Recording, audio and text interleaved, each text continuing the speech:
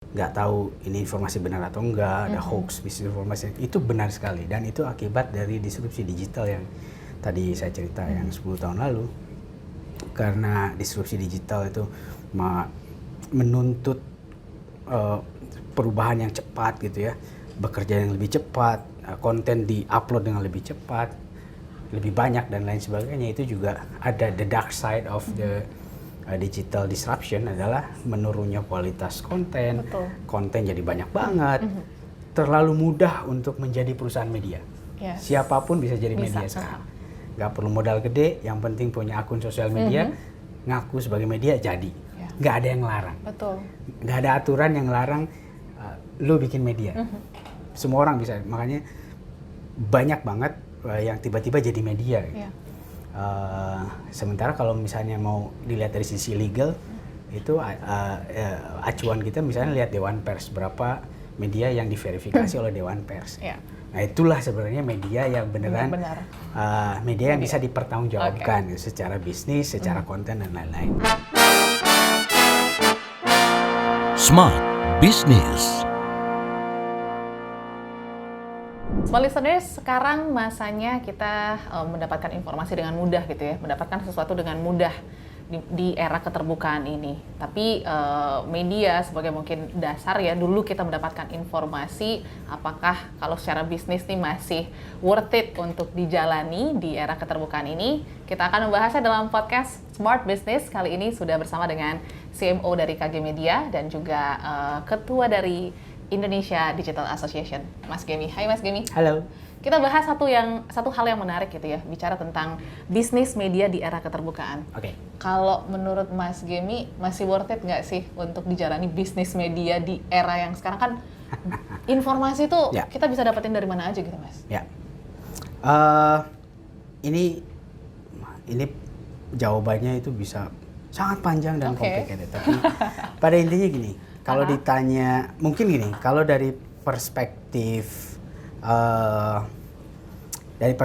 bisnis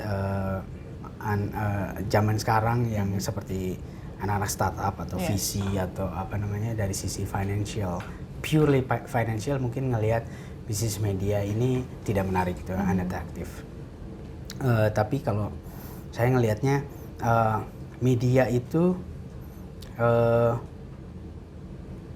sebuah perusahaan yang tidak hanya tentang financial performance, karena media itu punya nilai lain beyond financial performance. Itu yang pertama. Misalnya kalau news gitu ya, news itu punya jurnalisme yang harus dipertahankan. Jurnalisme itu penting karena ya orang bilang jurnalisme itu pilar keempat demokrasi. Ya, artinya kalau jurnalisme crumble gitu, demokrasinya juga crumble. Nggak ada kontrol sosial dan lain-lain. Jadi ada nilai lain yang masih harus diperjuangkan atas nama keberlangsungan perusahaan media gitu. Jadi optimismenya masih sangat besar kalau menurut saya. Yang kedua, kalau dilihat dari kalau misalnya dilihat dari data, karena media itu hidup dari bisnis model periklanan gitu saat ini. Kalau dilihat dari industri periklanan, media spending dari tahun ke tahun itu masih growing, masih growing dan masih positif growing. Dan salah satu, kalau menurut saya itu waktu pandemi salah satu industri yang cukup resilient. Betul. Karena digitalnya juga justru growing gitu pas di pandemi. Jadi tergantung orang ngelihatnya sih. Kalau ngelihat bisnis media saat ini mungkin ngelihatnya kurang optimis karena memang bisnis media sedang didisrupsi. Ya kita nggak mau menutup mata lah ya, banyak media cetak yang tutup.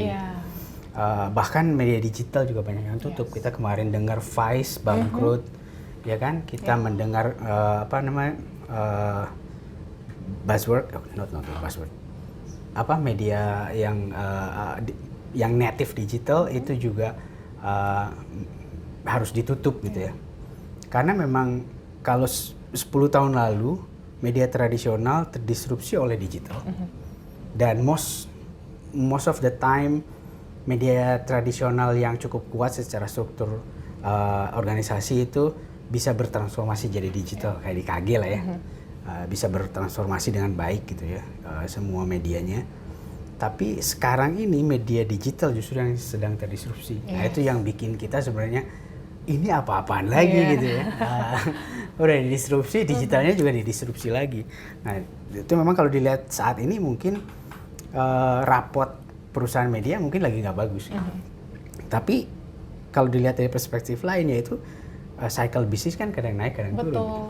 Ada saatnya turun. Sekarang mungkin ada saatnya berat, mungkin pada turun. Tapi itu juga survival of the fittest gitu. Jadi ada yang akan tidak survive, tapi pasti ada yang survive. Gitu. Menemukan jalan untuk tetap sustain gitu. Karena media sendiri secara produk itu akan tetap dibutuhkan oleh society. Baik itu konten, sebagai konten berita, sebagai konten entertainment gitu ya, informasi itu pasti akan masih masih dibutuhkan. Yes. Cuman memang kayak tadi di era keterbukaan maksudnya informasi gampang didapat. Terus sekarang disebutnya banjir informasi gitu. Kita overflow gitu informasi, kita nggak tahu ini informasi benar atau enggak, ada hoax, misinformasi. Itu benar sekali dan itu akibat dari disrupsi digital yang tadi saya cerita yang 10 tahun lalu. Karena disrupsi digital itu menuntut perubahan yang cepat gitu ya, bekerja yang lebih cepat, konten di-upload dengan lebih cepat, lebih banyak dan lain sebagainya. Itu juga ada the dark side of the digital disruption adalah menurunnya kualitas konten. Betul. Konten jadi banyak banget, terlalu mudah untuk menjadi perusahaan media. Yes. Siapapun bisa jadi media sekarang. Nggak perlu modal gede, yang penting punya akun sosial media, ngaku sebagai media jadi. Nggak ada yang larang. Betul. Nggak ada aturan yang larang lu bikin media. Semua orang bisa, makanya banyak banget yang tiba-tiba jadi media. Gitu. Sementara kalau misalnya mau dilihat dari sisi legal, itu acuan kita misalnya lihat Dewan Pers, berapa media yang diverifikasi oleh Dewan Pers. Nah itulah sebenarnya media yang beneran media yang bisa dipertanggungjawabkan gitu, secara bisnis, secara konten dan lain-lain. Tapi again, masyarakat tidak terlalu peduli nampaknya. Siapapun dia ngelihat info dari siapapun akan dengan mudah percaya, akan dengan mudah nge-reshare dan lain-lain. Itu memang tantangan sekarang. Jadi balik lagi ke pertanyaan, apakah masih atraktif? Buat saya pribadi, saya masih optimis. Di KG Media masih optimis. Ini hanya cycle yang harus kita hadapi bareng-bareng. Kita kuat dan cukup inovatif nggak untuk menemukan the next growth of media business. Tidak semua media akan kuat dan akan survive. Pasti sudah banyak buktinya, ada yang tutup, ada yang dijual dan lain sebagainya. Tapi terutama buat kami di Kompas Gramedia, this is not just about financial performance, tapi juga ya ini karena ini ada value yang harus kita jaga dari founder kita Pak Yaakob sama Pak Oyong. Jurnalisme harus kita jaga, independensi harus kita jaga.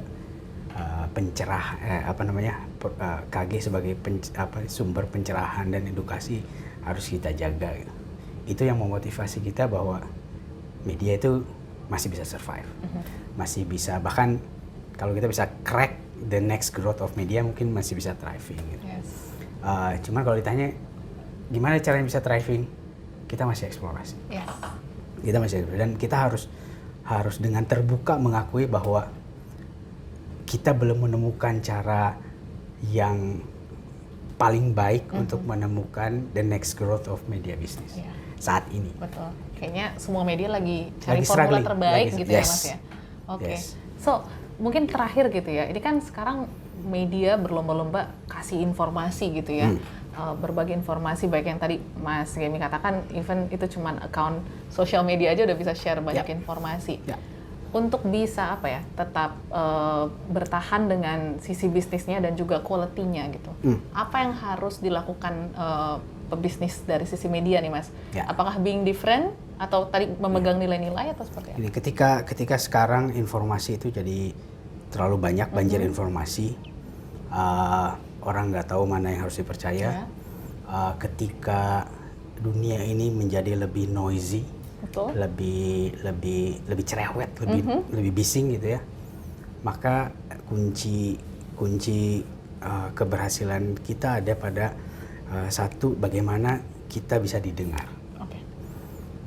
Didengar tuh dalam artian how to be listen gitu, not to be hear ya. Kita nggak cuma lewat doang, orang pasti dengar gitu ya, dengar. Tapi bagaimana benar-benar orang tuh ngedengerin, kita punya influence untuk didengerin dan menginfluence mereka. Kalau menurut gue kuncinya satu ada di credibility. Oke.